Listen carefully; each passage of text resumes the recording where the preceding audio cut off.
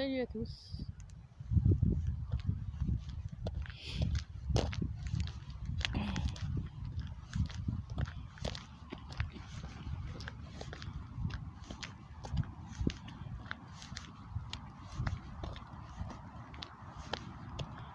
C'est beau.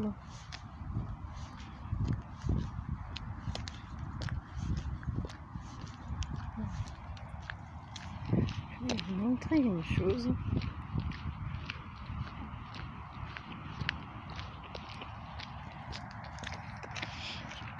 Bonjour.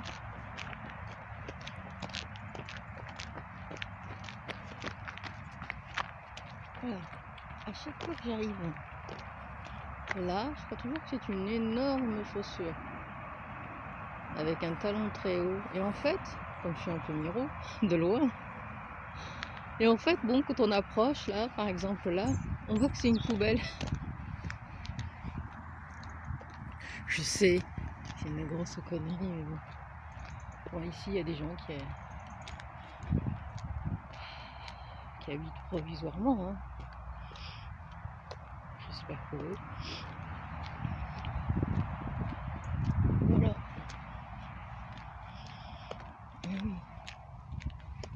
Alors que c'est tellement facile de construire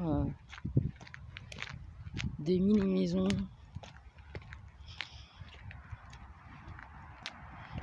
avec tout ce qui existe comme terrain, comme endroit libre.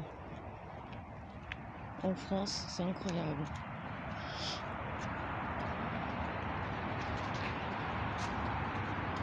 Alors non.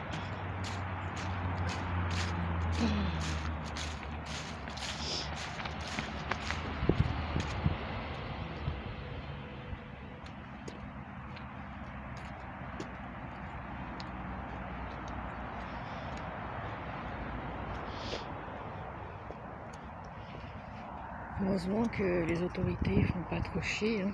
Ils savent qu'ils peuvent pas, de toute façon, faire chier les gens qui viennent s'installer sur les bords du lac comme ça.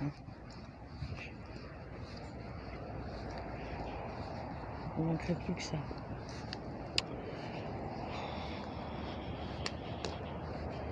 Enfin.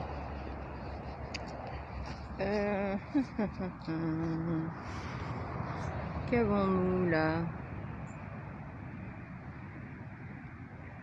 La famille de Zarma qui adore les canards.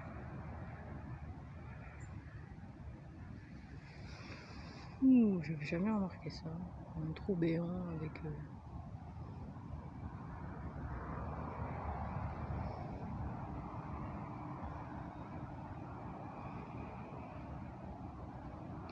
Donc aujourd'hui il fait un petit peu froid, je dirais qu'il doit faire 10 degrés mais ensoleillé, c'est bien.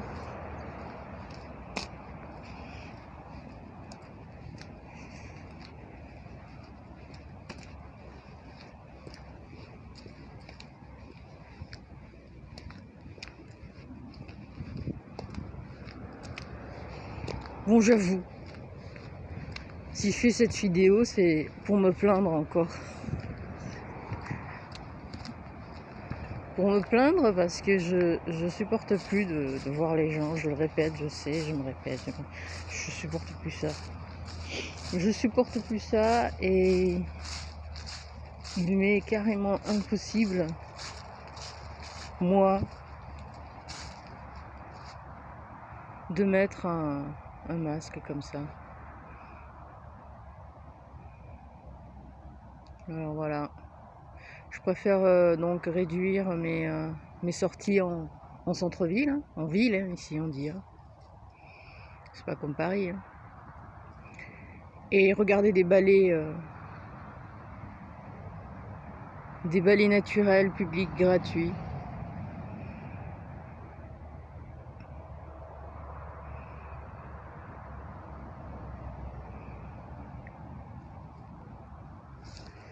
Ouais, hier j'ai fait ma sortie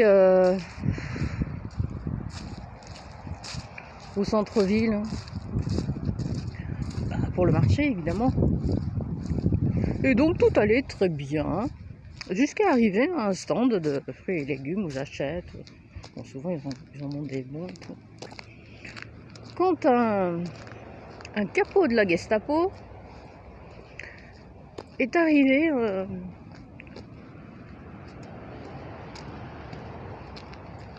derrière l'étal pour me dire votre masque. Il faut mettre votre masque. J'ai fait oui, oui. Donc il commence à partir et tout, puis il revient, il me regarde, il fait votre masque, vous devez mettre votre masque, madame. Je lui fais ben non, je mets pas de masque. Voilà. Moi je supporte pas le masque. C'est pas mon truc. Et je mets pas de masque. Il me fait oui, vous êtes obligé parce qu'on peut pas. Non, on est obligé de rien du tout. Et là tout d'un coup, oh, mon Dieu.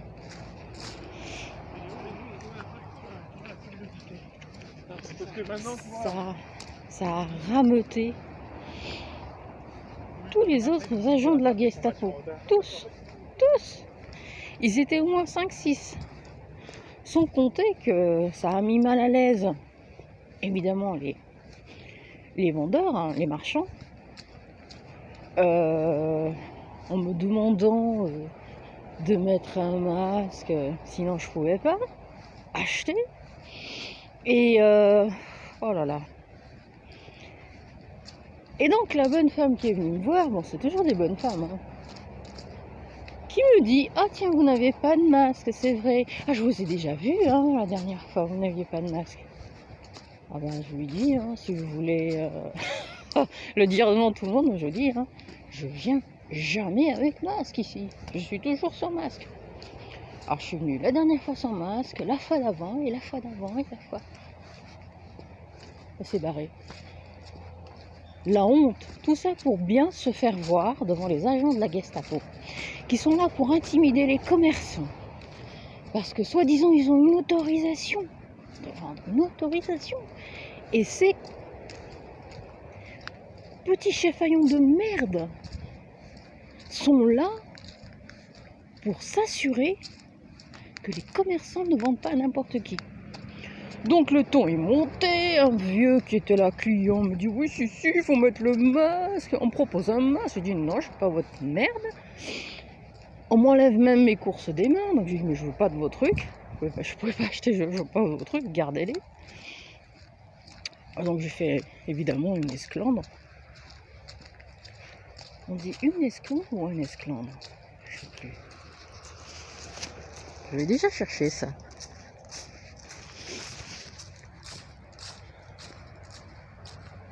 C'est pas grave. Oui mais madame c'est obligatoire, c'est la loi. Je fais non c'est pas la loi, c'est une dictature. Vous savez hein, c'est difficile de garder son calme. Bon. Hier matin, nous avons un mail, il dit voilà. J'ai pas hurlé. J'ai monté le ton parce que j'ai une voix qui porte. J'ai la chance d'avoir une voix qui porte. Mais en même temps, je peux pas faire trop de m'espace. Voilà. Donc je suis pas quelqu'un qui parle dans le dos des autres.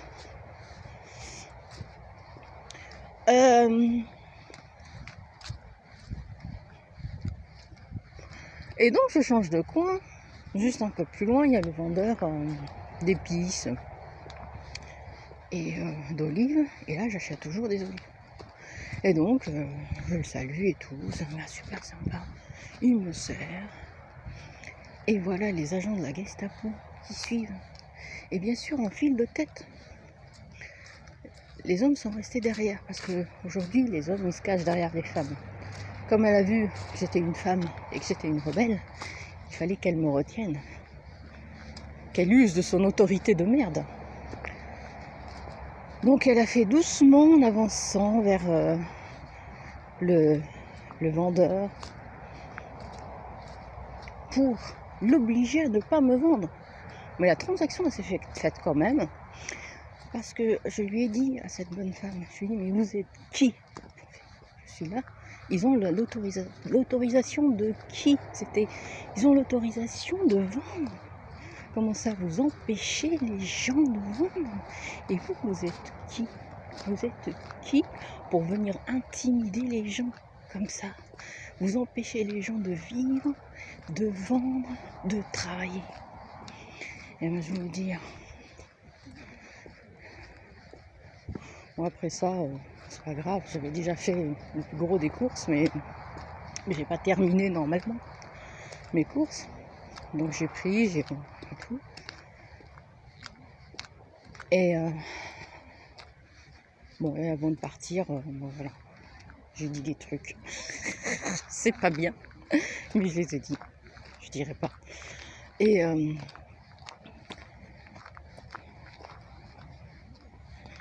ce qui s'est passé, c'est que à part ceux qui sont comme une armée derrière ces agents de la Gestapo,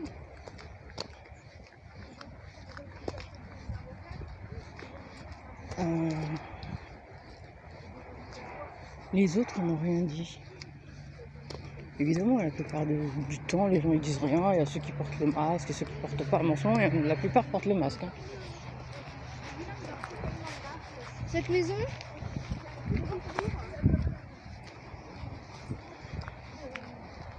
la plupart portent le masque. Hein.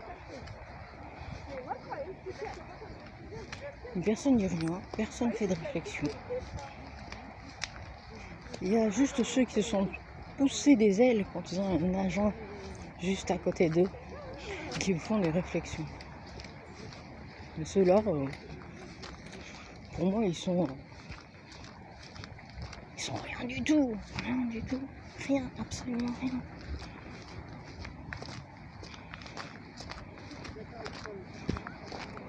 Donc je suis partie en colère, un peu énervée, un peu dépitée par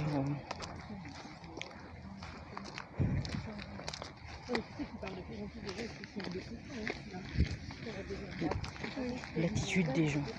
Voilà. C'est l'attitude des gens. Pas des commerçants.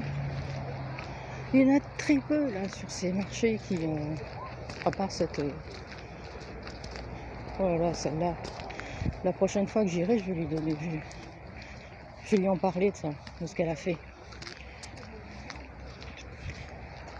Je suis désolée hein, pour les commerçants, mais c'est comme ça. C'est aux gens qui viennent sur le marché. C'est aux clients de se rebeller. D'être tous sans masque. Mais j'ai été dépitée parce que à chaque fois je me dis c'est pas possible. Il y a toujours un genre de lueur d'espoir, de voir que les gens vont ouvrir les yeux avec tout ce qui se passe, bien sûr. Il n'y a même pas besoin d'aller voir le journal du complotiste. C'est ce que nous sommes, hein, des complotistes. Ou des réactionnaires. Il suffit juste d'écouter ce qui se dit à la télé.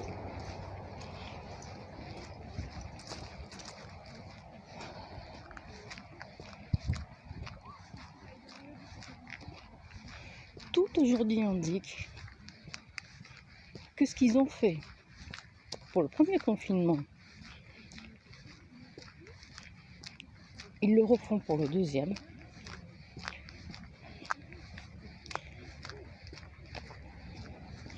C'est-à-dire que ça ne sert à rien. Et qu'à chaque fois qu'ils confinent,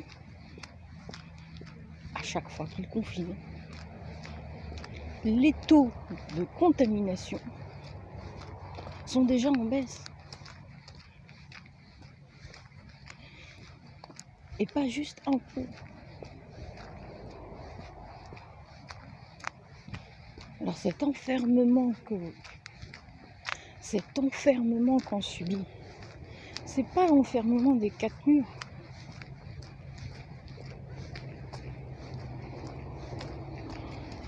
C'est le masque qu'on porte.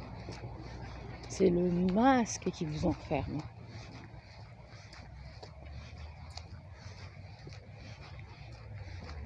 C'est le masque qui est une prison mentale.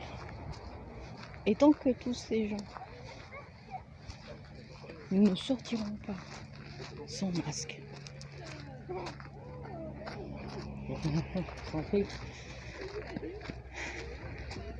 le masque il fait quoi?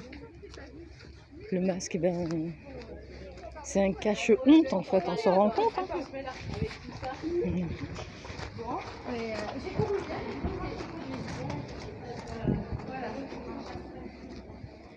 C'est un cache-honte. C'est pas une protection contre le virus.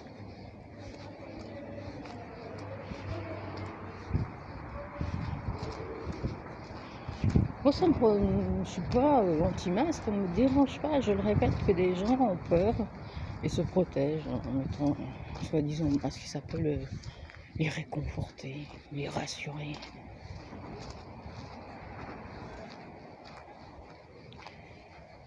Et je vais me répéter, la maladie, elle ne connaît pas de frontières.